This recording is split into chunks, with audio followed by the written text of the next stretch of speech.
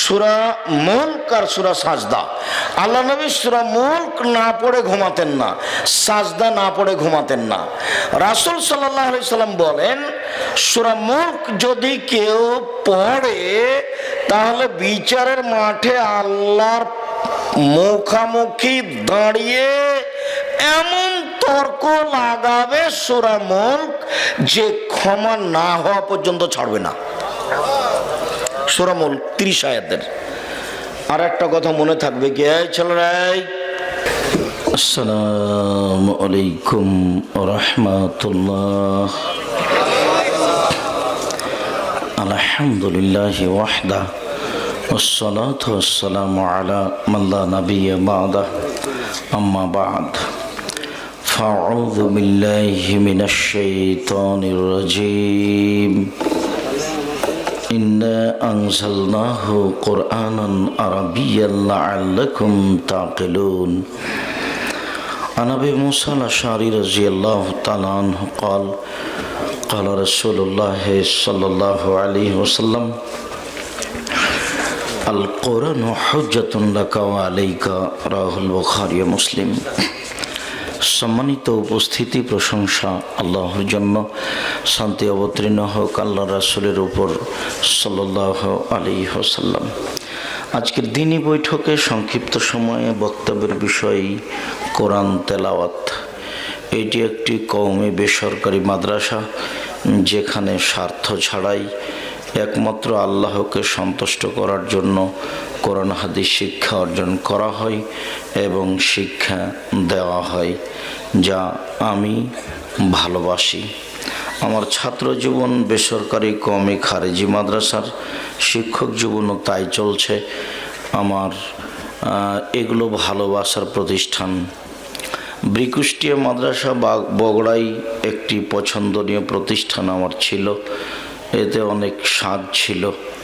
যাই হোক, হয়তোবা মানুষের ভুল বোঝাবুঝিতে হতে পারে, উপরওয়ালার পক্ষ থেকে সিদ্ধান্ত হতে পারে, যার কারণে আজ অবধি তেমন কিছু করা যায়নি বা করা সম্ভব হয়ে ওঠেনি, বা যারা দায়িত্ব পালন করছে তারা করতে পারেনি।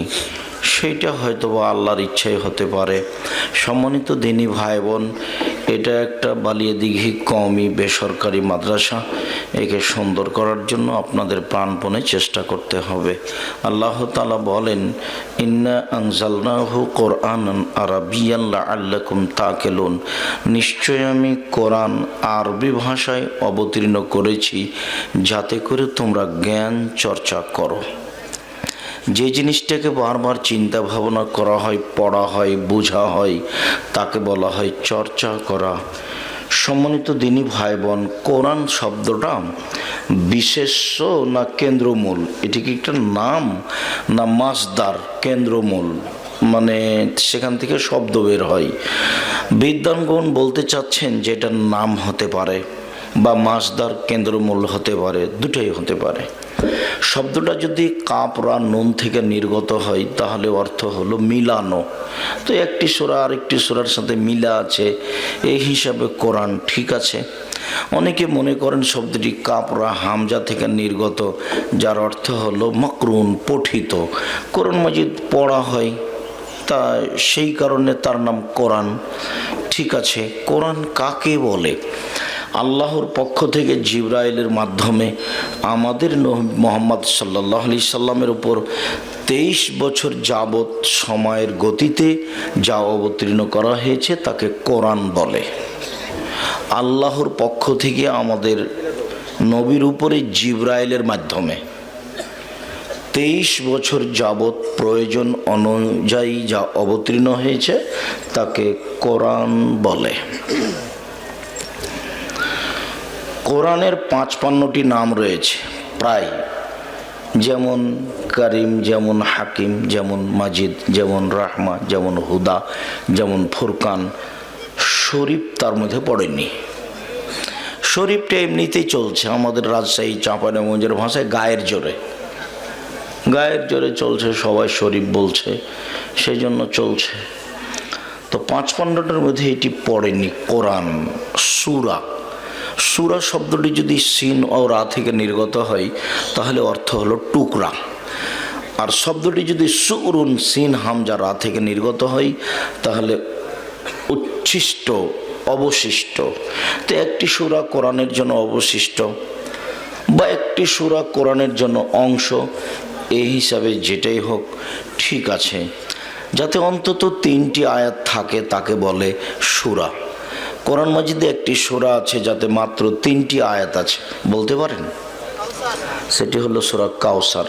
আল্লাহ তাআলা বলছেন, ইন্না আ'তাইনাকাল কাউসার। মুহাম্মদ সাল্লাল্লাহু আলাইহি সাল্লাম, আপনাকে আমি কাউসার, অনেক কিছু দান করেছি, আপনাকে নবী করেছি, আপনার উপরে অনেক অনেক অনেক কিছু আমি অবতীর্ণ করেছি, আপনাকে হাউজে কাউসার দিয়েছি। আপনি এক কাজ করেন, আল্লাহকে সন্তুষ্ট করার জন্য ফাসল্লি লিরাব্বিক ওয়ানহার, আপনি আপনার প্রতিপালককে সন্তুষ্ট করার জন্য সালাত আদায় করুন আর কুরবানি করুন। ইন্না শানিয়াকা হুয়াল আবতার, আপনার শত্রুরাই নির্বংশ, নির্মূল। অত্র সূরাটি 3 আয়াত বিশিষ্ট। আয়াত আয়াত শব্দের অর্থ হলো চিহ্ন। একটি আয়াত থেকে আরেকটা আয়াতের মধ্যে পার্থক্য করার জন্য একটা গোলাকার চিহ্ন ব্যবহার করা হয়, তাকে বলে আয়াত। কোরআন মাজিদে 2 ধরনের আয়াত আছে। একগুলির নাম মুহকাম, স্পষ্ট, নগদ। যেমন কুল হুয়াল্লাহু আহাদ, হে নবী আপনি বলুন আল্লাহ একক, আল্লাহ সমাদ, আল্লাহ নিরপেক্ষ, মুখাপেক্ষীহীন, লাম ইয়ালিদ, তিনি কাউকে জন্ম দেননি, ওয়ালাম ইউলাদ, তিনি কারো থেকে জন্ম নেননি, ওয়ালাম ইয়াকুন লাহু কুফুয়ান আহাদ, তার সমকক্ষ কেউ নেই। এটা হলো মুহকাম আয়াত, যাতে অর্থ বোঝা যায়, একেবারে স্পষ্ট। আর একগুলির আয়াতের নাম হলো মুতাশাবিহাত, অস্পষ্ট, বোঝা যায় না কি যে তার অর্থ, মানুষ জানে না। যেমন সূরা বাকারার প্রথমে আছে আলিফ লাম মিম, তারপর একটা আয়াত দেওয়া আছে। তো আলিফ লাম মিম তাহলে একটা আয়াত, এর অর্থ কি মানুষ জানে না। কিয়ামত পর্যন্ত চেষ্টা করলে মানুষ তার অর্থ বুঝতেও পারবে না। যেমন তহা, তারপর একটা চিহ্ন দেওয়া আছে, আয়াত দেওয়া আছে, ওইটার অর্থ কি তা মানুষ জানে না। যেমন আপনার ইয়াসিন, তারপর একটা আয়াত দেওয়া আছে, এটার অর্থ মানুষ জানে না। যেমন কাফ আইন সিন সদ, এসব আয়াতের অর্থ কি তা মানুষ জানে না, তার নাম মুতাশাবিহাত, অস্পষ্ট। কোরআন মাজিদে আয়াতগুলি 2 ভাগে বিভক্ত। কোরআন একটি আল্লাহর পক্ষ থেকে আপনাদের উপরে ব্যতিক্রম দয়া ও রহমত। এত বড় কোরআন মাজিদে আছে কি? বাড়িতে আছে, সাজানো আছে, আসলে আছে কি এতে? বিশাল গ্রন্থ, 30 পারা, পড়াই কঠিন, বোঝা কত কঠিন। আছে কি? 2-3 মিনিটে আমি বলি আছে কি। প্রথমে আছে কোরআন মাজিদে আল্লাহ নিজের ক্ষমতা দেখিয়েছেন, তা আছে। ক্ষমতা, আমি পারি, আমি সব কিছু করতে পারি, আমাকে কেউ পারে না, এইগুলো তিনি প্রথমে বিবরণ দিয়েছেন, পাতায় পাতায়, পৃষ্ঠায় পৃষ্ঠায়, যেখানে সেখানে। ক্ষমতা দেখাতে গিয়ে তিনি যেটা ব্যবহার করেছেন সেটা হলো আকাশ আর জমিন। কে পারে আকাশ বানাতে, কে পারে জমিন বানাতে? আমি স্তম্ভ খুঁটি ছাড়াই বানিয়ে দিয়েছি, তোমরা একটু দেখো না কোথায় ফাটাল দেখা যায় কি, কোথায় ছিদ্র দেখা যায় কি? বারবার দেখলে চক্ষু ফিরে আসবে। আরে আমি কারো দেখে বানাইনি, যে কেউ আগে বানিয়েছে তাই আমি দেখে দেখে বানিয়েছি, আমি তা করিনি। আমি নিজ দক্ষতায় আকাশ বানিয়েছি, আমি জমিন বানিয়েছি, পাহাড় দিয়েছি, শক্ত করেছি। পারে কেউ? কেউ পারে না। কিয়ামত পর্যন্ত বলা আছে কেউ পারবে না। নিজের শক্তি দেখাতে গিয়ে আকাশ আর জমিন ব্যবহার করেছেন 1 নম্বরে। 2 নম্বরে ব্যবহার করেছেন চন্দ্র সূর্য, কিভাবে আসে, কিভাবে যায়, কিভাবে দিন কমে, কিভাবে দিন বাড়ে, কিভাবে আসে, কিভাবে যায়, কার অনুমতিতে আসে, কার অনুমতিতে যায়, কেউ কেন একদিন ঠেকাতে পারে না। তার নাম ক্ষমতা, কোনো দিন পরিবর্তন হবে না। দেখো আমি পারি সূর্য চালাতে, আমি পারি চন্দ্র চালাতে, একে কেউ পারে না। আমার ক্ষমতা আছে, আমার নাম আজিজ, পরাক্রমশালী, কেউ পারে না তাকে। ক্ষমতা দেখাতে গিয়ে 3 নম্বর দেখছেন রাত দিন কিভাবে আসে, কিভাবে যায়, কিভাবে কমে, কিভাবে বাড়ে। কারো কথাতে চলে না, কারো কথাতে থামে না। যুগ যুগ ধরে রাত আসে আর যায়, রাত আসে আর যায়। আমার ক্ষমতা আছে, আমি পারি রাত চালাতে, আমি পারি দিন চালাতে, আমি পরাক্রমশালী, আমি আজিজ। ক্ষমতা দেখাতে গিয়ে কোরআন মাজিদ দিয়ে পাতায় পাতায়, পৃষ্ঠায় পৃষ্ঠায় মাঝে মধ্যে দেখাচ্ছেন অনাবৃষ্টিতে, অনাবাদ জমিতে বৃষ্টি বর্ষণ করেছি, ঘাস গজিয়েছি, শস্য উৎপাদন করেছি, এইটা আমি পারি। আমি যখন অনাবাদ জমিতে ঘাস গজাতে পারি, তাহলে তুমি যদি মাটিতে মিশিয়ে যাও, হাড় হাড্ডি কিছুই না থাকে, তাহলে আমি তোমাকে আবার বানাতে পারি। এইটা যেমন পারি, ওইটা তেমন পারি। তো তোমাকে তো আমি প্রথমবারই বানিয়েছি, পরের বার পারবো না কেন? আমি তো তোমাকে দিন রাত বৃষ্টি দিয়ে দিয়ে দেখাচ্ছি, দেখো কিছুই ছিল না, বৃষ্টি দিলাম হয়ে গেল। এইটা পারি, ওটাও পারি। আবার আমাকে পারতে সময় লাগে না, কোনো বৈঠক বসা লাগে না, কোনো ফেরেশতাকে নিয়ে বসা লাগে না, জিবরাইলের কাছে অনুমতি নেওয়া লাগে না, জিবরাইলকে বলা লাগে না যে কেমনে করা যাবে, চিন্তা ভাবনা করো, এগুলো করা লাগে না। কোন ফেকুন, আমি বলি হও, হয়ে যায়। এরকম শক্তির মালিক আল্লাহ ছাড়া আর কেউ হতে পারবে না, তার নাম আল্লাহ। একটু পরামর্শ বৈঠক কিছুই করা লাগে না। কিভাবে করব, লোকজন কোথায় পাওয়া যাবে, এত বড় আকাশ কেমনে বানাই, এগুলো হিসাব নিকাশ প্রয়োজন নাই। আজিজ, পরাক্রমশালী, বলো হও, হও, ফেকুন, হয়ে যায়, সময় লাগে না। শক্তি দেখাতে গিয়ে আর একটা দেখিয়েছেন, আমি বড় বড় শক্তিশালী জাতিকে ধ্বংস করে দিয়েছি। আদকে ধ্বংস করে দিয়েছি, সামুদকে ধ্বংস করে দিয়েছি, ফেরাউনকে ধ্বংস করে দিয়েছি। আমি তাদেরকে ধ্বংস করার পরে পরোয়া করিনি, ওয়ালা ইয়াখাফু উকবাহা, তারা আমার পাল্টা বিচার করবে নাকি, এই ভয়ে আমি করিনি, আমি ভয় করি না। ওয়ালাম ইউখলাক মিসলুহা ফিল বিলাদ, তাদের মতো শক্তিশালী জাতি কিয়ামত পর্যন্ত পৃথিবীর কোথাও আমি সৃষ্টি করব না। আমি তাদেরকে ধ্বংস করে দিয়েছি। কাউকে ভূগর্ভের চাপে ধ্বংস করেছি, কাউকে ঝঞ্ঝা বায়ু বৃষ্টিতে ধ্বংস করে দিয়েছি, কাউকে আমি বিদ্যুতের চমক দিয়ে ধ্বংস করে দিয়েছি, কাউকে আমি সাগরে ডুবিয়ে দিয়েছি। ও পাগল হয়েছে, ও বলছে আমি আল্লাহ, ও বুঝতে পারিনি তার কত রাগ, রাগের কারণে তার বুদ্ধিটা হারিয়ে গেছে। আরে মোসা নদীর পানি দুই দিকে সরে গেল, কুলজুম সাগরের পানি তো ফাঁকা হয়ে আছে, তা আমি কি ঢুকবো ওটাও বিবেচনা করতে পারিনি। রাগ বেশি হয়ে গেলে বুদ্ধি হারিয়ে যাই, মশাকে ধরাই লাগবে, মশাকে মারাই লাগবে, এই তো তার বোকামি মাথায় চড়েছে, সে রাগে আছে। সে একটুকু বিবেচনা করলো না যে আমি যদি ঢুকি তো কি হবে, পানি যদি চেপে যাই দুদিক থেকে। সাগর পানি দাঁড়িয়ে আছে, কোনো জায়গাতে ধরবেন 3 কিলোমিটার উঁচু হয়ে আছে, কোনো জায়গাতে 10 কিলোমিটার উঁচু হয়ে আছে, কোনো জায়গাতে 1000 কিলোমিটার উঁচু হয়ে আছে। কত পানির গভীরতা কে জানে, তার নাম সাগর, কুলজুম সাগর। মিশরে যাওয়ার সময়তে ওই জায়গাতে দাঁড়িয়ে দু একটা কথা বলা হলো, তো একটু পানিতে নামার পরে কথা বলার শেষে আবার মনে করলাম ভুল হলো, এইখানে ফেরাউন ডুবে গেছে, এইখানে আমি পানিতে নেমে কথা বলবো কেন, ওপরেই বলি। আল্লাহ রহম করো। তো বলছে আমি সবকে ধ্বংস করে দিয়েছি, কেউ আমার কিছু করতে পারে না, আমি পারি। এই 1 নম্বরে দেখেছেন, এইটা কোরআন মাজিদে পাতায় পাতায়, পৃষ্ঠায় পৃষ্ঠায় এটা আছে, খালি ক্ষমতা আর ক্ষমতা, খালি ক্ষমতা আর ক্ষমতা। 2 নম্বরে আছে রহমান, রাহিম, আজিজ, গফুর, গফফার, আমি ক্ষমাশীল, আমি ক্ষমা করতে পারি, তুমি যত বড়ই পাপে হও না কেন। আমার নাম রাহিম, আমি দয়া করি। আমার নাম রহমান, আমি দয়ালু, আমি প্রেমময়। আমার নাম অদূত, তোমার সাথে আমার কত ভালোবাসা। রউফ, তোমার সাথে আমার কত আন্তরিকতা। তুমি যদি একটু আগে আসো, আমি আমি তার ডবল আগিয়ে যাই।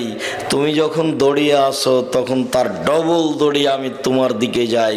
আমার নাম রাহমান, আমার নাম রাহিম, আমার নাম গাফফার, আমার নাম গাফুর, আমার নাম রাউফ, আমার নাম অদুদ। একবারে কোরআন মাজিদ ভরে ফেলে দেওয়া আছে, একটু কেউ বুঝে না, পড়ে না। চেয়ারম্যান সাহেবেরা জনগণ নিয়ে মত্ত, কোথায় কি করবে গম টম, আর আপনারা জমি জায়গা নিয়ে মত্ত।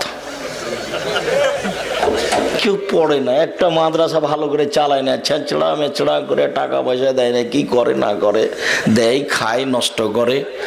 কতদিন আগে বলেছি বিরিকুষ্টি আমি চালাবো ইনশাআল্লাহ, কোনো সমস্যা হবে না। প্রতি মাসে 15 লক্ষ টাকা বেতন দিই আমি শিক্ষকদের। আলহামদুলিল্লাহ, আমি একটা নিঃস্ব মানুষ। 1 মাসের যদি বেতন আমাকে দিতে বলা হয়, আমার বয়স যদি আরো 100 বছর বাড়িয়ে দেওয়া হয়, আর আমি যদি 100 বছর কাজ করি, তো আমি 1 মাসের বেতন করতে পারবো না। মাসে 15 লক্ষ টাকা বেতন লাগে। 2500 ছেলে মেয়ে পড়াশোনা করে, প্রায় আবাসিক।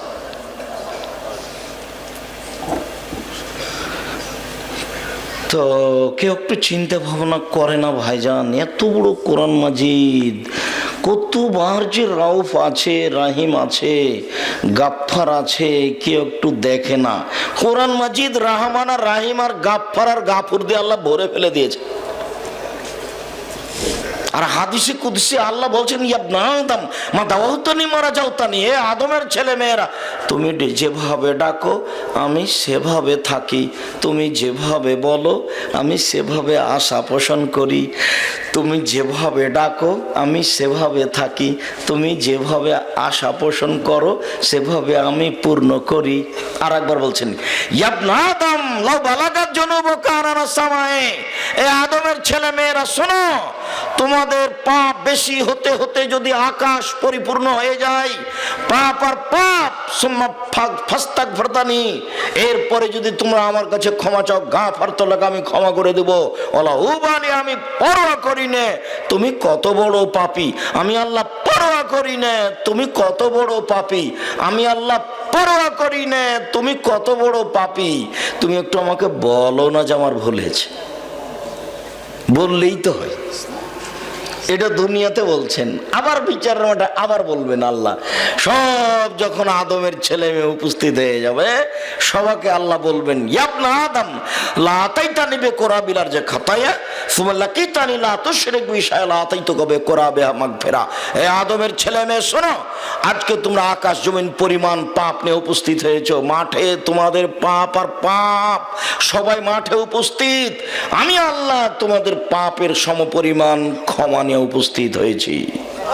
যদি তোমাদের শিরক না থাকে, এইটা বাক্য খুব কঠিন হয়ে গেছে, যদি তোমাদের শিরক না থাকে, তোমাদের পাপ যত আমার ক্ষমা তত, তোমাদের পাপ যত আমার ক্ষমা তত।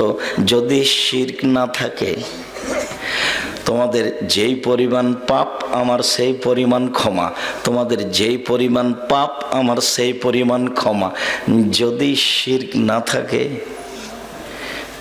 আমি ঠাকুরের নিন্দা করিনি। 5,000 কোটি টাকার মামলা হয়েছে সিলেট কোর্টে, তো আমি কাঠগড়ায় দাঁড়িয়েছি, তো আমাকে জজ বলছেন যে আপনি কি পিস টিভির আলোচক? বললাম জি। আপনার মামলা খারিজ করে দিলাম। সুনামগঞ্জ কোর্টে আমি যখন কাঠগড়ায় দাঁড়ালাম, তখন জজ আমাকে বলছেন, মামলা ছাড়াই আপনার সাথে আমার একটু কথা আছে। বলেন। তো 14 মিনিট কথা বলেন আমার সাথে, মামলার সাথে কোনো কথা নেই। তারপর বলছেন আপনার জামিন মঞ্জুর করা হলে ওনাকে কেউ কিছু বলবেন না। তো বক্তব্য যেগুলো খুব কঠিন হয়েছে সেগুলো ধরে রেখেছে, সেগুলো আমাকে বলছেন যে এত কঠিন করে না বললে হয় না, এটা না বললে হয় না। তাহলে বোঝা গেল যে তার বক্তব্য মুখস্থ আছে। আমি রবি ঠাকুরের নিন্দা করিনি।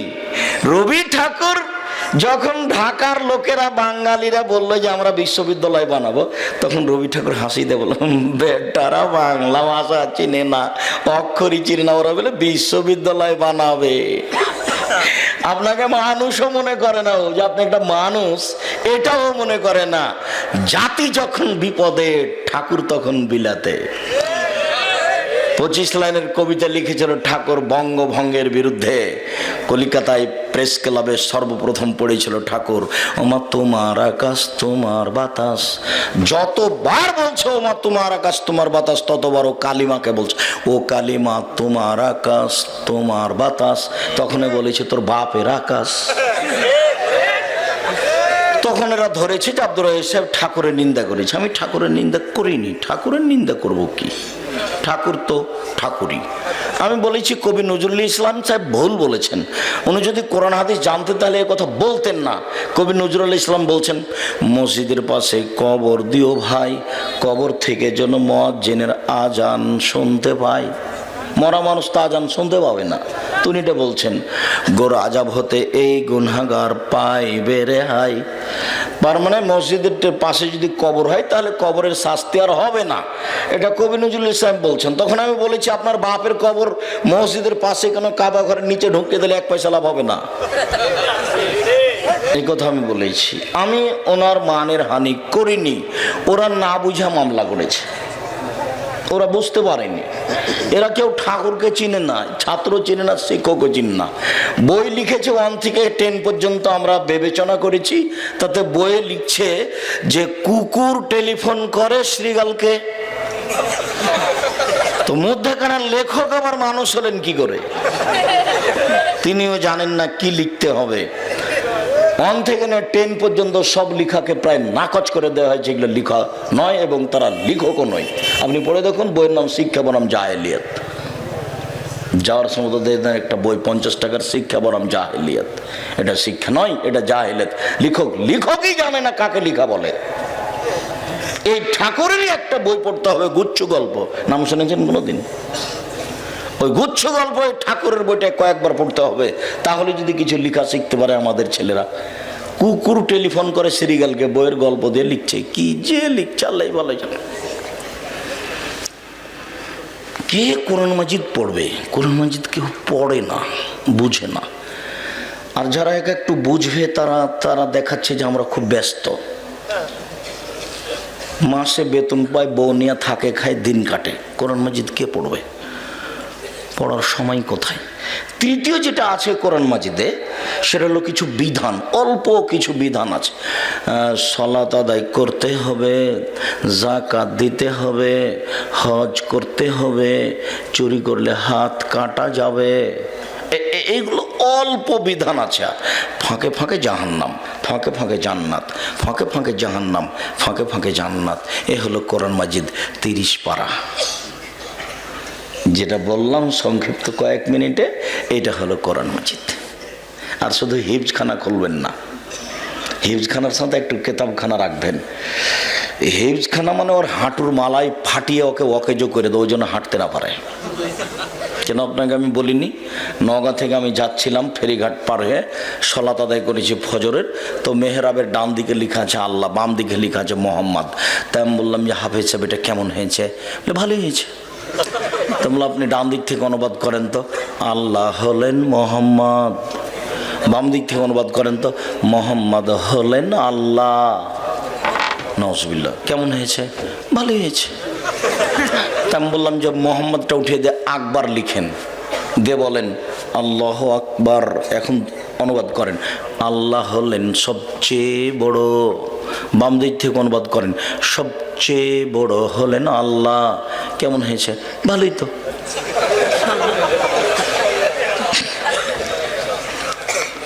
16 বছর পড়তে হবে কোরআন হিফজ করার পরে, অন্তত আরো 16 বছর, তাহলে কিছু শিখবে। আমি আমার আব্দুল্লাহকে দেখেছি, ও 3 মাস 19 দিনে কোরআন মুখস্থ করেছে। 3 মাস 19 দিনে কোরআন মুখস্থ করে 4 বছর বয়সে বাংলা আরবি শিখেছে, এখনো পড়ছে। 20 বছর হয়ে গেল। আর কতদিন পড়বে তার কোনো হিসাব নেই। এখন মাস্টার্সে তো আরো তো কতদিন পড়বে। আর আপনার বাচ্চাটাকে কোরআন হিফজ করার পর একটা মাথায় টুপি দিয়ে খালি রুমাল দিয়ে মানুষের বাড়িতে খালি কোরআন পড়িয়ে নিয়ে বেড়াচ্ছেন, আর খালি কোরআন বক্সে বেড়াচ্ছে। কেউ একটু চিন্তা ভাবনা করে না। আপনারা এই মাদ্রাসা একটু ভালো করে চালান না কেন? আপনারা ফকির নাকি? আমি কতবার বলেছি, ঈদের মাঠে বলেছি, যখন আসবেন ঈদের মাঠে আসবেন। আর এই বৎসরে একবার প্রোগ্রাম হয়, নিম্নে 200 টাকা হাতে করে নিয়ে আসবেন। নিম্নে 200 টাকা সংগ্রহ করতে কত সময় লাগতে পারে? ঊর্ধ্বে 500 5000 নিয়ে আসবেন। 6 মাস যাবৎ ভাববেন যে আমাদের একটা কমই বেসরকারি মাদ্রাসা, আমাদের দানেই চলে, তো আমরা খেয়াল করে একবার সম্মেলনে দিব, একবার ঈদের দিন দিব, আর রমজান মাসে কিছু জাকাত দিব, তো জাকাত দিই চলে। জামিয়া সালাফে ডাঙ্গিপাড়া পবা রাজশাহী, জামিয়া সালাফে রূপগঞ্জ নারায়ণগঞ্জ ঢাকা প্রতি মাসে 15 লক্ষ বেতন লাগে। তো এইটা কি কেউ টাকা ওখানে বানায়? মানুষে দেয়, সেটা দিয়ে চলছে। আর ওখানে বিদেশি কোনো টাকা নাই, বিদেশি কোনো 10 পয়সা সহযোগিতা নেওয়া হয় না জামিয়া সালাফি। আর বিদেশিরা এত বড় অনুদান দিতে পারবে না। বাংলাদেশের সবচেয়ে বড় মসজিদ, 90% জমির উপরে মসজিদ। বিদেশিরা অত বড় একটা মসজিদ করতে পারবে? সাহসী হবে না। তার কত ছবি লাগবে আর কত কি লাগবে, আর আপনার হিসাব করতে করতে 2 বছর পার হবে, তারপরে চালু করা সম্ভব হবে। আপনারা করেন। বগুড়ার মানুষের অভাব কি? ভিক্ষে করে খাই কেউ? সবার জমি জায়গা আছে, ব্যবসা বাণিজ্য আছে, চলে না কেন? শিক্ষকের বেতন দিবেন ভালো করে। জামিয়া সালাফে বেতন শিক্ষকের 8,000 থেকে নিয়ে 27,000 পর্যন্ত বেতন। 115-16 জন শিক্ষক শিক্ষিকা। আপনাকে আমি বলে খাটো করতে চাইনি, ভালো করে প্রতিষ্ঠান চালান, চালালে পারবেন। সবাই দেন, সহজ হয়ে যাবে। যত মানুষ এসেছেন 200 টাকা 500 টাকা 2000 টাকা 5000 টাকা করে দিলে কালকে একটা 200 জন ভালো শিক্ষক নিয়ে আসতে পারবেন, ভালোভাবে চালাতে পারবেন। মুনাফেকি বাদ দিবেন। টাকাটা মনে হয় খাইলো আজিজ মনে হয়, খালি খালি। আর যারা চালাচ্ছে না, আব্দুল আজিজ সহ যারা চালাচ্ছেন তাদেরকে বলছি যে আপনারা খুব শক্ত হবেন। এক সন্ধ্যা যদি এখানে বিস্কুট খান তো যাওয়ার সময় টাকা দিয়ে চলে যাবেন। আমি বলেছি আপনাদের জামিয়া সালাফে যদি আমি আব্দুর রাজ্জাক বিন ইউসুফ এক সন্ধ্যা খাই, আমি তার টাকা দিয়ে দিয়েছি, দিব ইনশাআল্লাহ। ড্রাইভার একটা লাউ দিয়েছিল গাড়িতে, জামিয়া সালাফে রূপগঞ্জ নারায়ণগঞ্জ মাঠে লাউ গাছ লাগিয়েছে, তো লাউ গাছ নাকি গাড়িতে কখনো গার্ড লাউটা গাড়িতে তুলে দিয়েছে, তো ড্রাইভার গাড়িতে লাউটা পৌঁছে দিয়েছে বাসায়।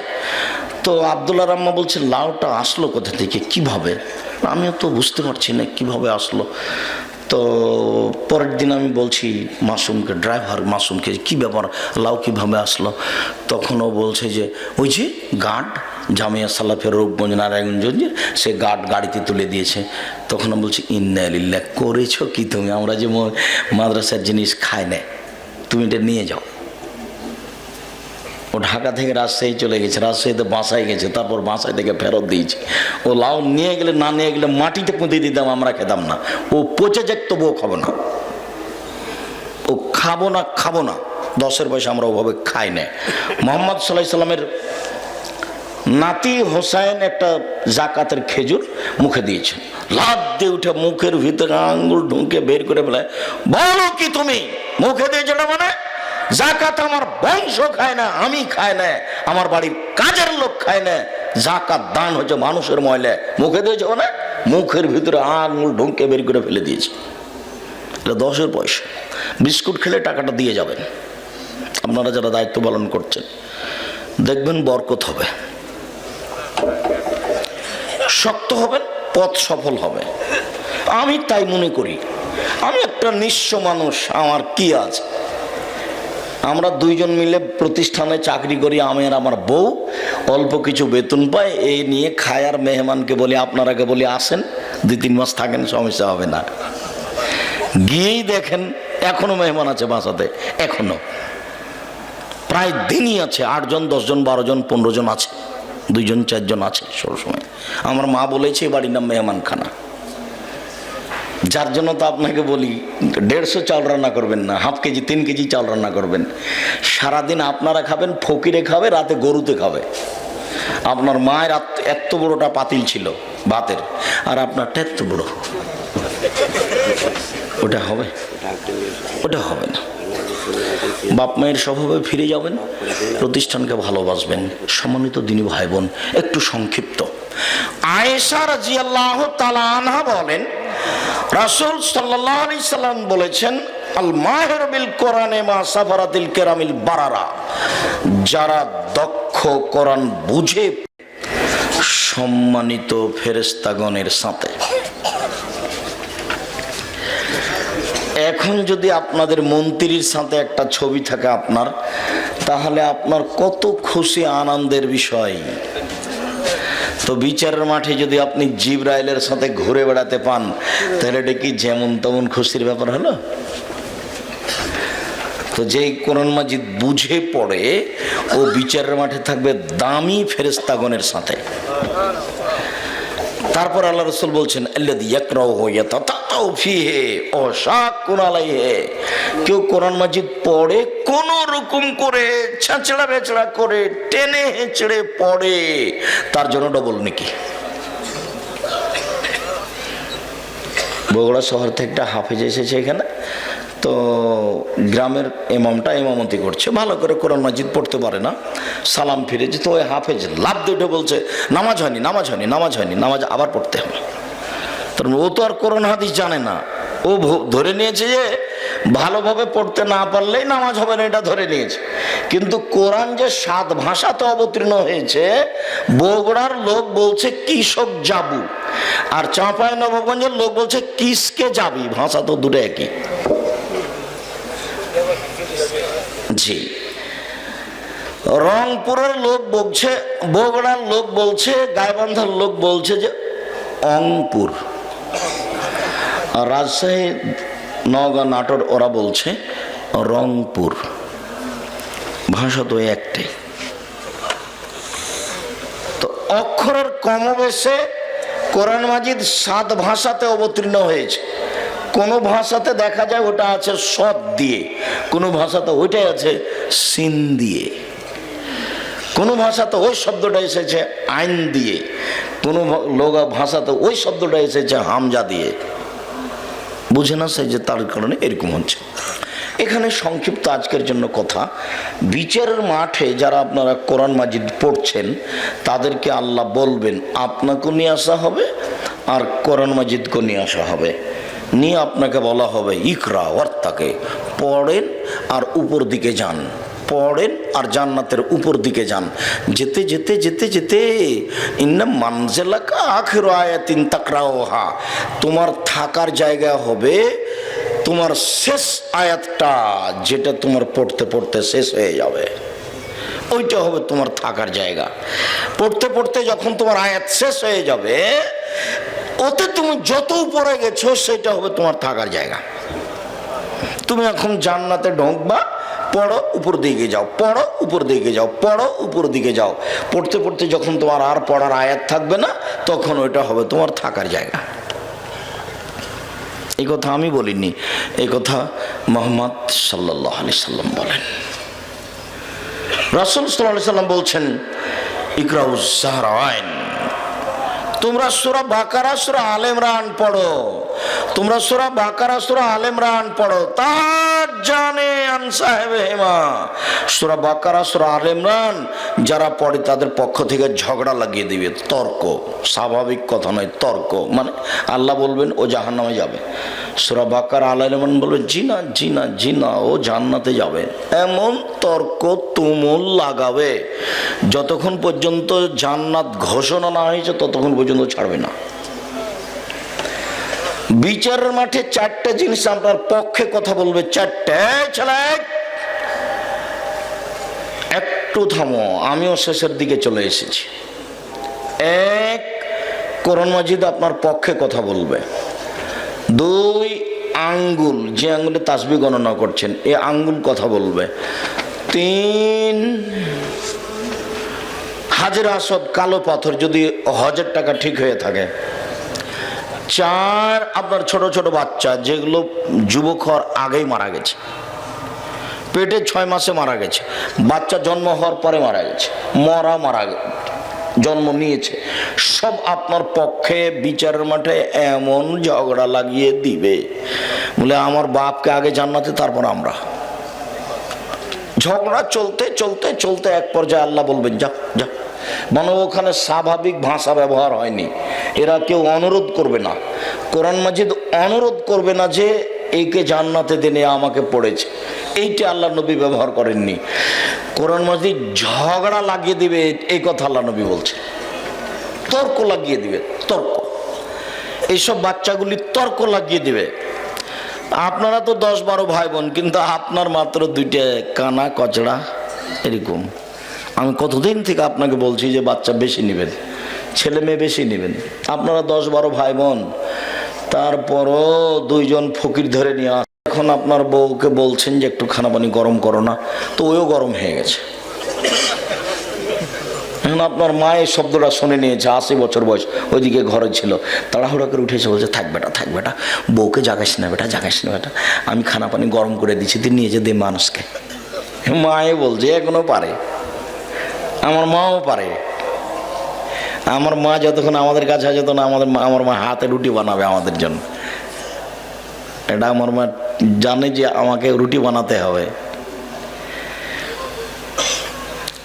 সম্মানিত দিনী ভাই বোন, 4টে জিনিস বিচারের মাঠে কথা বলবে। বিচারের মাঠ কঠিন কত, এটা আপনাকে আমি বুঝাতে পারিনি, তো যার জন্য এটা বুঝাতে পারছি না। তো আপনাদের এই গ্রামের নাম কি?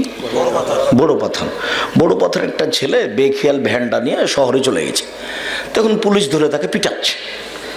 তো আপনাদের চেয়ারম্যান সাহেব বা আরও যারা উচ্চ পর্যায়ের মানুষ এই গ্রামেরই, ওখানে গিয়ে দেখছে আরে আমাদের পাড়ার ছেলেটা, ব্যাপারটা কি? তো গাড়ি থেকে নেমে বলছে কি হয়েছে? তখন পুলিশটা বলছে স্যার ও এই ভুল করে এদিকে নিয়ে চলে এসেছে স্যার, ওই জন্য ওকে ধরে রেখেছি। আরে এই ছেলেটা আমাদের পাড়ার তো। ও স্যার আচ্ছা স্যার বলে স্যার ছেড়ে দিচ্ছি। এখন ওকে ধরে কিন্তু থানাতে নিয়ে যাচ্ছিল। এখন ওকে জিজ্ঞাসা করেন যে এই লোকটা কত বড় উপকারী, কেননা ও বিপদটা বুঝেছে, বুঝাতে পারিনি, ও বিপদটা বুঝেছে। এখন উপকার এটা কত, এখন ওই বুঝবে। তো বিচারের মাঠ কত বড় বিপদ, এইটা তো আমি বুঝাতে পারিনি। এটা বুঝাতে পারলে কোরআন মাজিদ আপনার কত বড় উপকারী এটা আমি বুঝাতে পারতাম। তো বিচারের মাঠই তো আমি বুঝাতে পারলাম না জাতিকে। ও নিয়ে কোনো ভয় ভীতি কিচ্ছু নাই, কারো নাই। অথচ আমি বক্তব্যে বলেছি কবর যত কঠিন, কিয়ামত তার চেয়ে অনেক অনেক অনেক বেশি কঠিন। কিয়ামত যত কঠিন, জাহান্নাম তার চেয়ে অনেক অনেক অনেক বেশি কঠিন। তার ব্যাপারে তো ভরক্ষেপ কারো নেই। সম্মানিত দিনী ভাই বোন, সূরা বাকারার খণ্ড কিছু কথা, শেষের বাক্যটা রাসূল সাল্লাল্লাহু আলাইহি ওয়াসাল্লাম বলছেন ফাইন্না আগদা বারাকা, সূরা বাকারা পড়লে বাড়িতে বরকত নাযিল হবে। ও তারাকা খাসারা, সূরা বাকারা না পড়লে বাড়িতে অশান্তি নেমে আসবে। ওয়ালা ইয়াস্তাতিউল বাতালা, অলসেরা সূরা বাকারা পড়তে পারে না। অলস যারা তারা সূরা বাকারা পড়তে পারে না। অলস যারা তারা সূরা বাকারা পড়তে পারে না। কেমনে পড়ি? 200 কতটি? 286 জি 86। এত বড় সূরা কেমনে পড়ি? তো সূরা বাকারার 3টে জিনিস আছে, মনে থাকবে না মনে হয়। পড়লে কি হবে? বরকত নাজিল হবে। এই চালাই, কারো গায়ে হাত দিয়ে বসে আছো নাকি? কথা শোনো না কেন? সূরা বাকারা পড়লে কি হবে? বরকত নাজিল হবে। না পড়লে ক্ষতি, অশান্তি। আর পড়তে পারে না কে?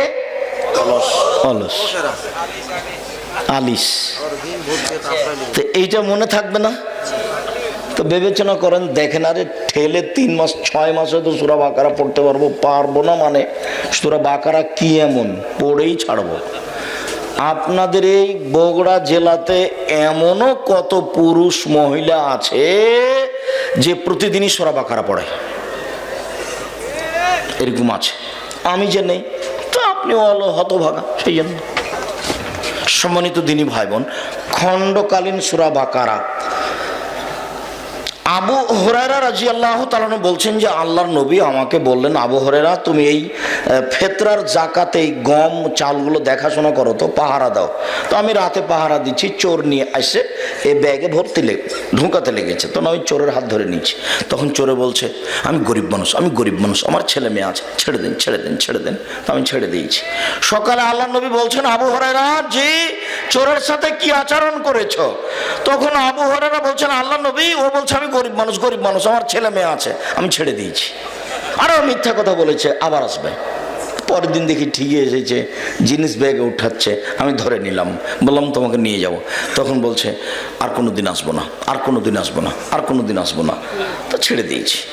পরের দিন সকাল আল্লাহ রসুলের সাথে দেখা। আল্লাহ রসুল বলেন, কি ব্যাপার আবু হুরায়রা, তুমি চোরের সাথে কি আচরণ করেছো? তখন বলছে আল্লাহ রসুল, ও বলছে আমি আর আসবো না, আমি আর আসবো না, তাকে ছেড়ে দিয়েছি। তো আরও মিথ্যা কথা বলেছে, আবার আসবে। পরের দিন ঠিকই চলে এসেছে, দেখছে যে ওই ব্যাগগুলোতে উঠাচ্ছে, আমি ধরে নিলাম।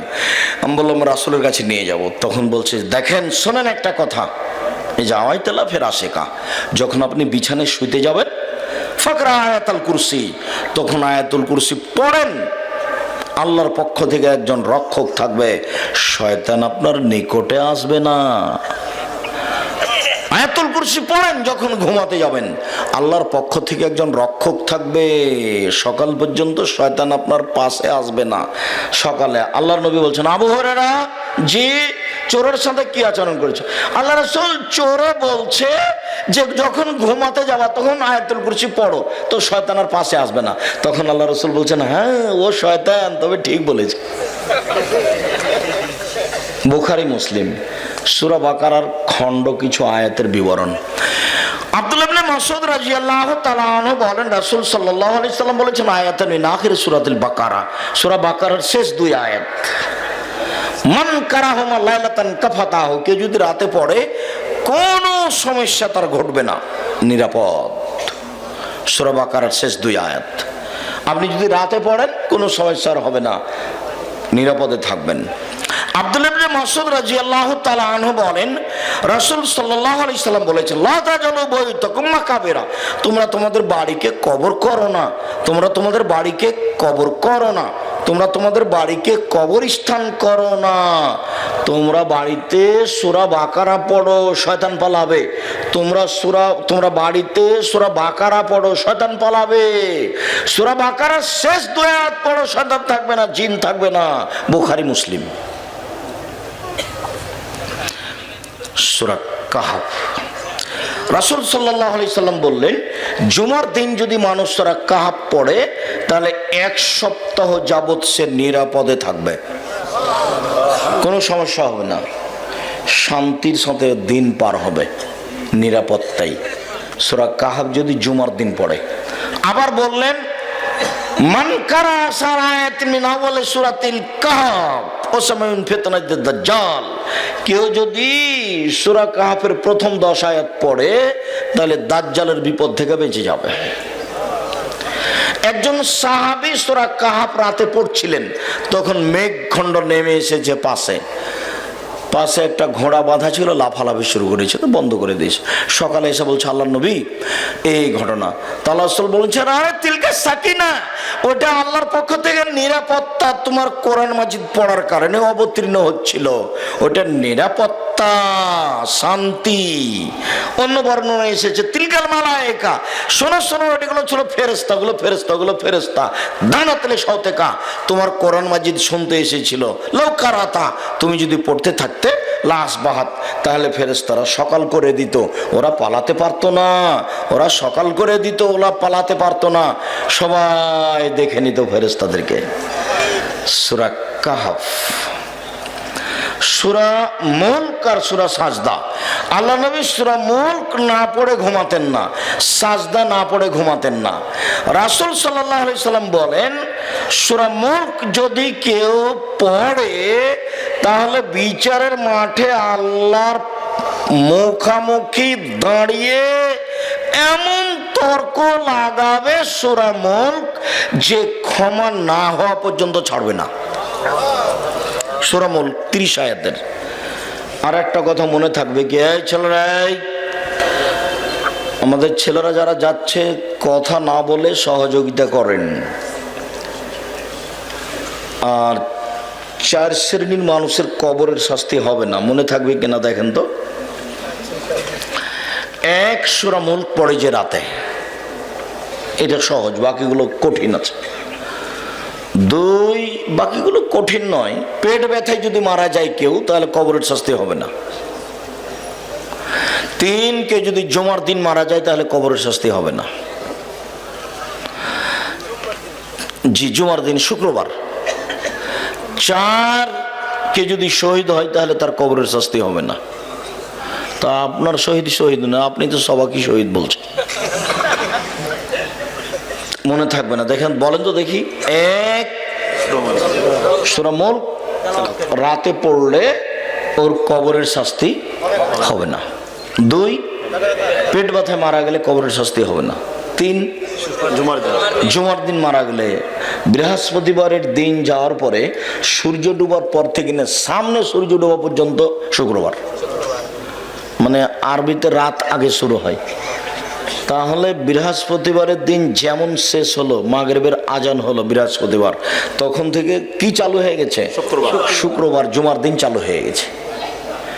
ওই সূর্য ডুবা পর্যন্ত কেউ মারা গেলে তার কবরের শাস্তি হবে না। এখন আপনি যদি বলেন হিন্দু মারা গেলে, তো হিন্দু মারা গেলে তো ওটা হবে না, এই জন্য যে ওটার পথ নেই। আমাদের নবী মুহাম্মদ সাল্লাল্লাহু আলাইহি ওয়াসাল্লাম বলছেন, আল্লাহ আমি একটু আমার মায়ের জন্য ক্ষমা চাইতে চাচ্ছি, তোমার কাছে বলবো যে আমার মাকে ক্ষমা করো। তখন আল্লাহ বলছেন, না, তোমার মায়ের ক্ষমা হবে না, যার জন্য তুমি ক্ষমার কথা বলতে পাবা না। তখন আমাদের নবী বলছেন, তাহলে আমার মায়ের কবর দেখতে যাব। তখন আল্লাহ রাসূল বলছেন, যা। আল্লাহ বলছেন আমাদের নবীকে, তাহলে ঠিক আছে, যান যান। আল্লাহর নবী মায়ের কবর দেখতে যাওয়ার অনুমতি পেয়েছেন, কিন্তু ক্ষমা চাওয়ার অনুমতি পাননি। ক্ষমা চাইতেই পারবেন না, এই কথা বলতে পারবেন না আল্লাহর নবী যে আমার মাকে ক্ষমা করো। কেন? সুযোগই হয়নি। চাঁপাইনবাবগঞ্জের ভাষাতে জয়ী তো পেল না, একটু সুযোগ ধরার জয়ী পায়নি, সুযোগ পায়নি। মানে ওর মা তো লা ইলাহা ইল্লাল্লাহ বলেনি, লা ইলাহা ইল্লাল্লাহ বললে কিছু বলার সুযোগ পেত, যে আল্লাহ যখন লা ইলাহা ইল্লাল্লাহ বলেছে পাপ হয়েছে তুমি মাফ করো। তখন বলার সুযোগ কোনখান দিয়ে শুরু হয়? কোন পথ দিয়ে? লা ইলাহা ইল্লাল্লাহ দিয়ে। বুঝানো গেল না মনে হয়? লা ইলাহা ইল্লাল্লাহ বলে থাকলে তার ব্যাপারে কিছু বলার পথ হবে, তো লা ইলাহা ইল্লাল্লাহ বলেইনি, তো পথ হবে কি দিয়ে? তাহলে জুমার দিন যদি যারা লা ইলাহা ইল্লাল্লাহ বলেছে এদের যদি কোনো পাপ থাকে, আল্লাহ ওটা মুছে দিয়ে তাকে জান্নাতে দিবেন, 4 শ্রেণীর মানুষের। এইবার সূরা ইখলাস, রাসূল সাল্লাল্লাহু আলাইহি সাল্লাম বলছেন যে তোমরা রাতে কোরআনের 3 ভাগের 1 ভাগ পড়তে সক্ষম। তখন সাহাবীগণ বলছেন, কে পারবে 3 ভাগের 1 ভাগ? 10 পারা, 10 পারা। তখন আল্লাহ রাসূল বলছেন, আরে শোনো, ইন্না সূরাতুল ইখলাস তাদাসসুল কোরআনে। সূরা ইখলাস হচ্ছে কোরআনের 3 ভাগের 1 ভাগ। 3 বার সূরা ইখলাস পড়ো, কোরআন মাজিদ একবার পড়ার সমান নেকি হবে। পড়ে ব্যাগ ভর্তি করে দেন, প্রচুর নেকি উপার্জন করেন। আপনি পড়েন না কেন? যখন তখন পড়েন। বাড়িতে যে বসেছেন সূরা ইখলাস 3 বার পড়েন, এক খতম করেন, এক খতম করেন। সূরা হাসরের 3 আয়াত পড়লে কিছুই হবে না। কি হবে? অক্ষর প্রতি 10 নেকি হবে। তো মাঝিরা মসজিদে পড়ছে যে সবাই মিলে চিল্লাচিল্লি করে, সবাই যে বেদাতি সেজন্য পড়ছে। ওরা তো আর ধর্মকর্ম মানার প্রয়োজন নাই, কোন বইকে লিখেছে সে নিয়েই চলছে। তারা কি ধর্মের দাম দেয়? ধর্মের দাম দিলে সূরা ইখলাস 3 বার পড়তো, একবার কোরআন মাজিদ পড়ার সমান নেকি হয়ে যেত। সহিহ হাদিস। একজন ইমাম নির্ধারণ করেছেন একজন যোদ্ধাদের সাথে, তো ওই ইমাম সব সময় খালি কেরাতের শেষে সূরা ইখলাস পড়ে, কেরাতের শেষে সূরা ইখলাস পড়ে, নামাজে কেরাতের শেষে সূরা ইখলাস পড়ে। তো মুসাল্লিরা আল্লাহ নবীকে অভিযোগ দিল, আমাদের ইমাম খালি সূরা ইখলাস পড়ে, খালি শেষে ইখলাস পড়ে। তখন আল্লাহ রাসূল বলছেন, ওকেই তোমরা জিজ্ঞাসা করো না কেন পড়ে। তো সবাই মিলে বলছে, আপনি কেন পড়েন? আরে শোনো, সূরা ইখলাস হচ্ছে রহমানের গুণাবলী, আল্লাহর গুণাবলী দিয়ে সূরা ইখলাস পরিপূর্ণ, আমি পড়তে ভালোবাসি।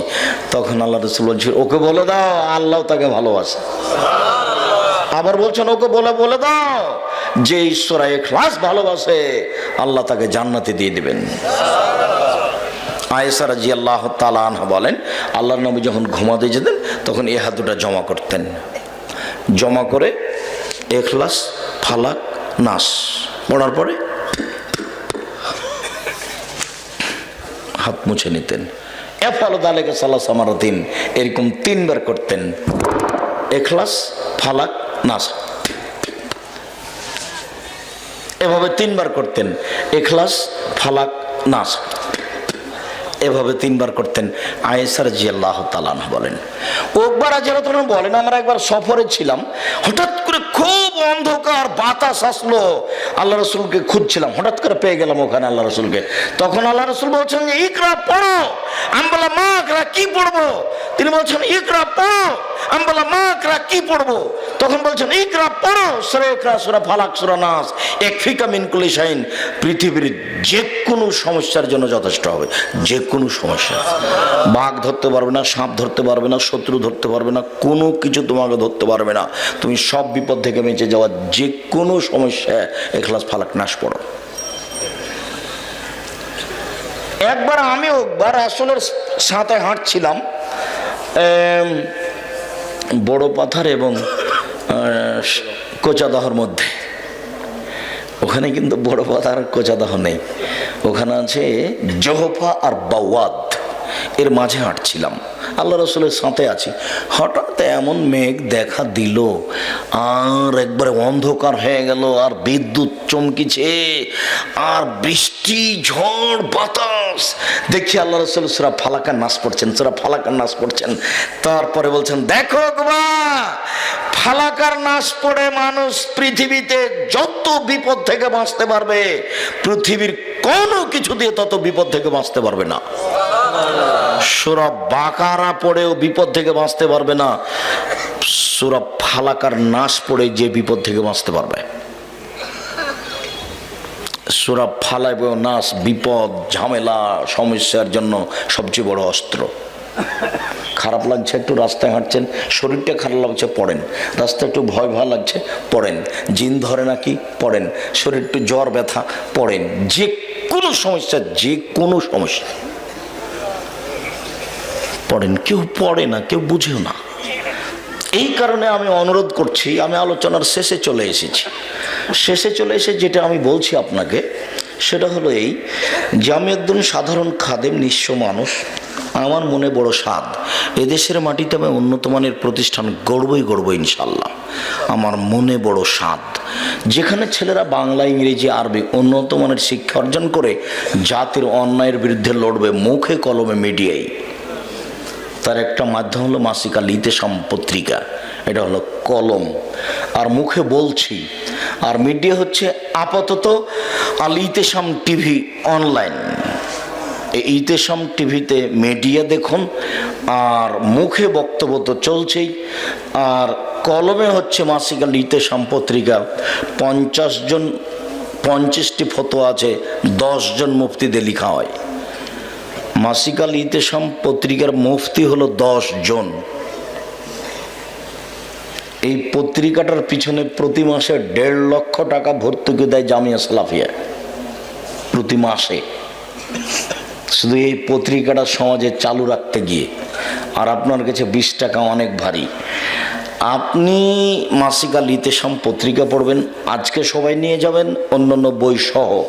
আর আব্দুল্লাহর মিন্নাতুল বারি আছে কিনা দেখবেন, এটা জাতির জন্য, পৃথিবীর বাঙালির জন্য বিশাল উপহার। মিন্নাতুল বারি আব্দুল্লাহর জন্য যেমন দোয়া করবেন আব্দুল্লাহ আব্দুর রহমান, তেমনিভাবে তার লেখা বই পুস্তক পড়বেন, শিক্ষা বনাম জাহেলিয়াত দেখবেন। শেষে যেটা আমার জরুরি কথা, সেটা হলো এই যে বালিয়াদিঘি কওমি মাদ্রাসাকে মূল্যায়ন করতে হবে। এটা আমার আন্তরিক জোরালো অনুরোধ।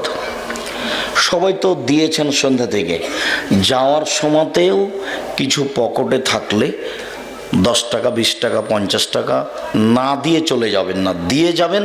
আর বইগুলি কোথায় আছে সব নিয়ে যাবেন। বেশি যদি টাকা না থাকে 20টা, কারো কাছে কর্জ নিয়ে একটা মাসিক আল ইতেসাম পত্রিকা নিয়ে যাবেন। এছাড়া কে বড় লাভবান, কে বড় ক্ষতিগ্রস্ত। আদর্শ পরিবারটা নতুন লেখা হয়েছে, নতুনভাবে। আদর্শ পরিবার অন্তত 10 বার পড়তে হবে, 10 বার। একটা বই 10 বার পড়তে হবে, তারপরে কোনো কথা। সকল দিনই ভাই বোনকে এই মাদ্রাসাকে যথাযথ মূল্যায়ন করার অনুরোধ রেখে, যাওয়ার সময়তে 5-10 টাকা দিয়ে যাওয়ার অনুরোধ রেখে, বইগুলি স্টেজ থেকে সংগ্রহ করার অনুরোধ রেখে আজকের মতো আপাতত কথা শেষ করলাম। ঋতুবতী মহিলা কি মসজিদে প্রবেশ করতে পারবে? ঋতুবতী মহিলারা মসজিদে প্রবেশ করতে পারবে, কোনো সমস্যা নেই। যাওয়ার সময়তে বইগুলো নিয়ে যাবেন, আগে আমার সামনে দিয়ে ঘুরে যাবেন, 10 টাকা 20 টাকা যেটাই হোক। আর পত্রিকাগুলো নিয়ে যাবেন, আর সব বই নেন। আব্দুল্লাহর বইটা দেখেন, আমরা হাদিস মানতে বাধ্য, মিন্নাতুল বারি, অন্যান্য বই যেমন দুয়ার বইটা দেখেন, নতুন ভাবে লেখা আছে, 42টা সহিহ হাদিস আছে হাত তুলে দোয়া করার। আর যাওয়ার সময় 10 টাকা 20 টাকা 50 টাকা 500 টাকা যেটাই হোক, খালি কেউ যাবেন না। বছরে একদিন আপনাদের প্রোগ্রাম, আপনাদেরই প্রতিষ্ঠান, আমি দূর থেকে এসে আপনাদেরকে অনুরোধ করি মাত্র, আমি ছোটবেলা থেকে আপনার বক্তব্য শুনছি, কিন্তু জিহাদ বিষয়ে আলোচনা কেন হয় না? জিহাদ বিষয়ে আলোচনা আছে, তুমি জানো না সেই জন্য বলছো। আর তোমার নেতাকে আমি 3 যুগ পড়াতে চেয়েছি, তোমার নেতাকে কাল থেকে আমার কাছে পড়তে পাঠিয়ে দাও। এইটা যে লিখেছ, তোমার নেতাকে আমি এই মাটিতেই বলছি 10 বছর থেকে, তোমার নেতাকে আমি 3 যুগ পড়াবো ইনশাআল্লাহ। মসজিদের আওতাভুক্ত কোনো মুসাল্লি মারা গেলে মসজিদের মাইকে মৃত্যুর সংবাদ প্রচার করা যাবে না। সবাই সহযোগিতা করবেন আমার দিনী ভাই বোন। টাকা 10টা পকেটে হাতে করে নিয়ে যে কি করবেন, বাড়িতে যেতে যেতে খরচ হয়ে যাবে। যেটাই হোক সহযোগিতা করে যান। আর আমি তো অনেক দিনই বলেছি, পতিতালয়ের মহিলা যদি কুকুরকে পানি পান করে জান্নাত পেতে পারে, তাহলে এইরকম কওমি মাদ্রাসায় কিছু সহযোগিতা করে জান্নাত হবে ইনশাআল্লাহ। হযরত আবু হুরায়রা জন্য হজ ও উমরা ছাড়াই দাড়ি 1 মুষ্টির বেশি অংশ কেটে ফেলতেন। আবু হুরায়রা নয়, আব্দুল্লাহ ইবনে উমর। তোমার লেখা ভুল হয়ে গেছে। শুধু হজ সফরে কাটতেন, হজ সফরে আব্দুল্লাহ ইবনে উমর। এটা তার ইজতিহাদটা ভুল হয়ে গেছে। মসজিদে মেহরাব সংলগ্ন সামনের কবর দেওয়া যাবে? জি না, কবর কেবলার দিকে থাকলে তো সালাত হবে না। মসজিদের দেওয়াল এবং কবরের মধ্যে একটা প্রাচীর দিয়ে দিতে হবে। জনক আলেম বলেছেন, জুম্মার দিন প্রথম প্রহর অর্থাৎ শুভে সাদেকের 1 ঘন্টা পর হয়। এরকম সময়ে কেউ যদি মসজিদে উপস্থিত, তাহলে উট কুরবানির সব হবে। জি ঠিকই আছে। আজকে তো অনেক মানুষ উপস্থিত হয়েছেন আলহামদুলিল্লাহ। ওই 10-20 টাকা 500 টাকা 50 টাকা সহযোগিতা করলে তো অনেক হয়। বারাকাল্লাহ, আল্লাহ আপনাদের প্রতি কত রহমত নাযিল করেছেন। এই ইতিসাম আমাদের বগুড়া গাইবান্ধায় পাতে কিরকম করে আমরা পাবো প্রতি মাসে? তোমার ওখানে দেখা আছে সার্কুলেশন ম্যানেজার, ওকে তুমি এখন রিং দিয়ে বলো বা কালকে যে আমার নামে 10 কপি পাঠাবা, পোস্টমাস্টার তোমার বাড়িতে দিয়ে আসবে। আমরা বগুড়াই নেবো, আমাদের বগুড়া সদর 10 কপি না হলে দিয়ে পাঠাতে পারবে না। আচ্ছা, গাইবান্ধা গোবিন্দগঞ্জের অনেক ছেলে আছে তো। জাযাকাল্লাহ খায়ের। তুমি কালকে রিং দিও 8টা-9টার দিকে। আমার বাড়ি চাঁদপাড়ার পাশে। ভুলে যাওয়া না, ঠিক আছে? দেখবা তোমার পোস্টমাস্টার তোমার বাড়িতে দিয়ে যাবে, কিন্তু টাকা দিয়ে উঠাতে হবে। আমার বাড়ি হচ্ছে নবীপুরে। নবীপুর, বারাকাল্লাহ। আমার চাকরির প্রথম অবস্থাতেই অসুস্থ হয়ে পড়ি। তখন আমি নিয়ত করেছিলাম যে আল্লাহ যদি আমাকে সুস্থ করে দেন, তাহলে চাকরি শেষে হজ করব ইনশাআল্লাহ। আমার স্বামী সে সময় সুস্থ ছিল। ভেবেছিলাম দুইজনেই হজে যাব, কিন্তু কিছুদিন পর আমার স্বামী মানসিক রোগে আক্রান্ত হয় এবং দীর্ঘদিন অসুস্থ থাকার পর মারা যায়। আমি হজের নিয়ত করেছিলাম, সে কথা আমার স্বামী জানতো না। এখন আমার চাকরি শেষ, ছেলের সাথে ইনশাল্লাহ হজে যাওয়ার জন্য রেজিস্ট্রেশন করেছি। আমার প্রশ্ন, আমি ছেলের সাথে হজে যাব, এতে কি আমার নিয়ত আদায় হবে? জি হবে। যদি আপনার ছেলে না থাকে তাহলে আপনার নিয়ত বাতিল। লোক যদি না থাকে হজে যাওয়ার, তাহলে আপনার নিয়তটা বাতিল, চলবে না। বলেন কি বলছেন? হ্যাঁ, অজুর পানি গামছায় মোছা যাবে। যাবে যাবে যাবে ক্লাব বা সংগঠন থেকে ইসলামী জালসা করা যাবে কিনা? এখন এগুলো কোরআন হাদিস অনুপাতে চলে কিনা? যদি কোরআন হাদিস অনুপাতে চলে তাহলে কে জানি, সংগঠন তো আর একজনের বিরুদ্ধে চলে। কবরে লাশ রাখার সঠিক নিয়ম কি? ডান কাতে গোটা লাশটাকে একবারে দেওয়ালের ওয়ালের সাথে লাগিয়ে কাত করে দিতে হবে, চিৎ করে রাখা হবে। ঢুকাবে কিভাবে? পা যেদিকে থাকে সেদিক থেকে ঢোকাবে। ভালো করে শোনেন কি বলেন। দক্ষিণ দিক থেকে লাশটাকে ঢোকাবে, পা যেদিকে থাকে দক্ষিণ দিক থেকে। বক্তব্য বলা আছে ধরে ধরে ভিতরে ঢুকে দেবে। জি জি জি। তাহলে আগে মাথাটা নামাবে, তাহলে পা হবে দক্ষিণ দিকে। বিড়ি সিগারেট খেলে সালাত কবুল হবে কি? হবে না, এটা হারাম খাদ্য। আমার 4 জন ছেলে মেয়ে আমি সমান চোখে দেখতে পারি না, আমি হয়ে যাব, আমি হজে যাব, হজ কবুল হবে কি না? জি না, হবে না। সমান চোখে দেখা বলতে জমি জায়গা কম বেশি করিয়েন না, অর্থ সম্পদ। আপনি এত বড় দোষ উল্লেখ করছেন আমাদের সামনে। না, ছেলে মেয়ে সবাইকে সমান চোখে দেখার চেষ্টা করেন। জামে মসজিদ এর পশ্চিম পাশে মসজিদের দেওয়াল হতে 3 হাত দূরে মৃত ব্যক্তির কবর দেওয়া হয়েছে, সেই মসজিদে সালাত আদায় করলে সালাত হবে কি? হবে না। কবর এবং মসজিদের দেওয়ালের মাঝে প্রাচীর দিতে হবে। দান করা ভুলবেন না, টাকা বাড়িতে নিয়ে যাওয়া হবে না। এমনি তো আশাটাই হয়েছে ভুল। আমি কত বলছি ঈদের মাঠে, কত বলছি সম্মেলনে, এমনি আসবেন কেন? 50 টাকা 20 টাকা সাথে নিয়ে আসবেন। দান করলে একটা বড় নেকিও হবে, প্রতিষ্ঠানটার উপকৃত হবে। আর যাওয়ার সময় যেন আমি দেখে নেই যে কোনো বই আছে, না হলে আর একজনের কাছ থেকে 20 টাকা নিয়ে একটা পত্রিকা নিয়ে যেতে হবে। সূরা ফাতিহার উপকারিতা জানতে চাই। সূরা ফাতিহা রাসূল সাল্লাল্লাহু আলাইহি ওয়াসাল্লাম বলেছেন এটা উজ্জ্বলতা, উজ্জ্বল। সূরা ফাতিহা পড়ে ফোঁক দিলে বিষ নেমে যাবে, সাপের বিষ। সূরা ফাতিহার যে কোনো একটা অক্ষর পড়লে যা চাইবে তাই দেওয়া হবে। ওটা বুখারী মুসলিমের হাদিস। সূরা বাকারার শেষ 2 আয়াত আর সূরা ফাতিহা দুটাকে একসাথে বলা হয়েছে।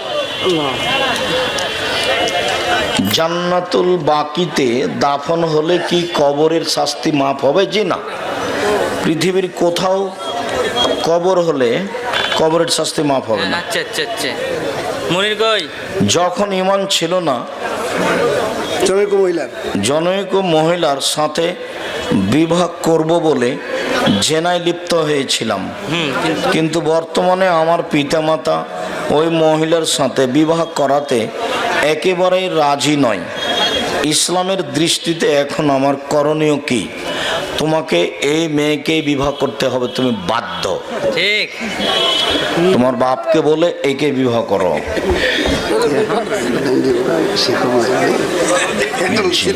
লাগবে উপরের শিক্ষক, যারা কোরআন হাদিস ভালো পড়ান।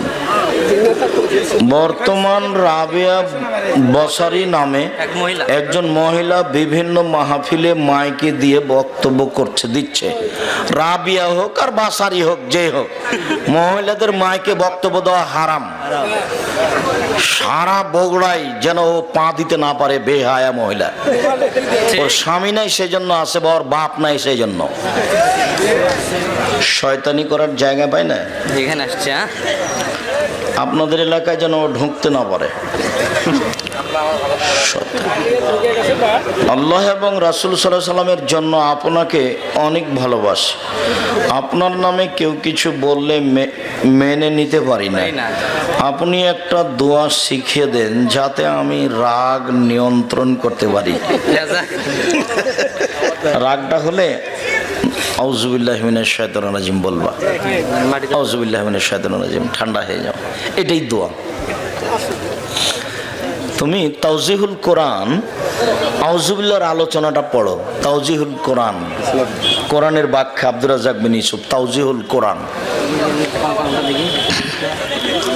এটাই তোমার জন্য দোয়া। রাসূল সাল্লাল্লাহু আলাইহি ওয়াসাল্লাম এটাই বলেছে। জুমার সালাতে যেসব মেয়েরা বাড়িতে থাকবে তাদের জুমার সালাত কোন সময় পড়তে হবে? জুমা পড়তে হবে না, যারা বাড়িতে পড়ছে আছে তারা জোহর পড়বে। অসুস্থতার কারণে ফজরের সালাতে ওযু করতে পারি না, সেক্ষেত্রে মাটি দ্বারা তায়াম্মুম করব। জি করেন, যখন আপনি ওযু করতে পারছেন না তখন তায়াম্মুম করবেন। সালাত ব্যতীত সকল ইবাদত গ্রহণ করা হবে না, তাহলে আমরা অর্থ দান করি, সেটাও ব্যতীত সকল ইবাদত গ্রহণ করা হবে না, তাহলে আমরা অর্থ দান করি, সেটাও কি হবে না? জি, সেটাও হবে না। নামাজ নাই তো কিছুই নাই। কোনো ব্যবসা প্রতিষ্ঠানে মেয়েরা পর্দা ছাড়া জিনিস কিনতে আসে, তাহলে কি ব্যবসা হারাম? জি না, ব্যবসা হালাল, ওই মেয়েটার আশা হারাম। কোনো মৃত ব্যক্তির নিয়ত করা হজ কি অন্য কেউ করে দিতে পারবে? জি, হজ অন্য কেউ করে দিতে পারে। টাকা দিবেন, ও হজ করে দিবে। বেশিরভাগ সময় টয়লেটে হজ করে দিবে, তার কি হজ করতে হবে? ও আর তাকে আগে হজ করতে হবে। হ্যাঁ, সেটাই। যে আপনার হজ করে দিবে তাকে আগে নিজের হজ করতে হবে, তারপরে। বেশিরভাগ সময় টয়লেট এ গেলে আজান দিয়ে দেয়, সেক্ষেত্রে আমাদের করণীয় কি? যতক্ষণ পেশাব পায়খানায় বসে আছেন ততক্ষণ আজানের উত্তর দিবেন না। একটু একটু যখন উঠে গেছেন তখন টয়লেটের ভিতরে আছেন তবে উত্তর দিবেন। বুঝেননি কথা? মনে হুজুর, এটা একটু বলেন। আমি পড়ি এটা। যেটুকু পাচ্ছ সেটুকু। ডাক্তার যদি বলে চতুর্থবার বাচ্চা নিলে মা মারা যেতে পারে, এমন অবস্থায় বাচ্চা নেওয়া যাবে কি? নিবে, নেবে। ডক্টর গালিব স্যার ও আপনাকে এক মঞ্চে আবার দেখতে চাই। দোয়া করো। আমি তো চাই, হয় না কেন? তুমি চেষ্টা করো তো, তুমি চেষ্টা করো। আমি তো যেতে চাচ্ছি, কাউকে দিয়ে বলে পাঠালেই যাবো। আমি নিজে গেছিলাম। আবারও যদি বলেন আব্দুর রাজ্জাক সাহেব, ওনাকে আসা লাগবে না, কেউ বলে পাঠালেই যাবো। আর আমি নিজে গিয়ে দাওয়াত দেবো যে আপনি জামিয়া সালাফি ডাঙ্গিপাড়ায় আসেন।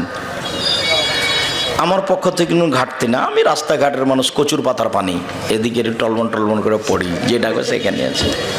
হিন্দু যদি আমাকে প্রোগ্রামের জন্য ডাকে সেখানেও যাব ইনশাল্লাহ, সময়ের অনুকূলে হলে। শেষ হয়ে গেছে। আমাদের এলাকায় প্রচলিত একটি বিদআত, মসজিদের মাইকে মরা মানুষের খবর দেওয়া যাবে না। টাকনুর নিচে কাপড় পরিধান করা হারাম, কাবিরা গুনাহ। মোজা পরিধান সম্পর্কে একটু সঠিক সমাধান। মোজা নিচে থেকে আসে, যেটা নিচে থেকে উপর দিকে আসে সেটার বিধান এটা নয়, যেটা উপর থেকে নিচে নামে সেটার বিধান এটা।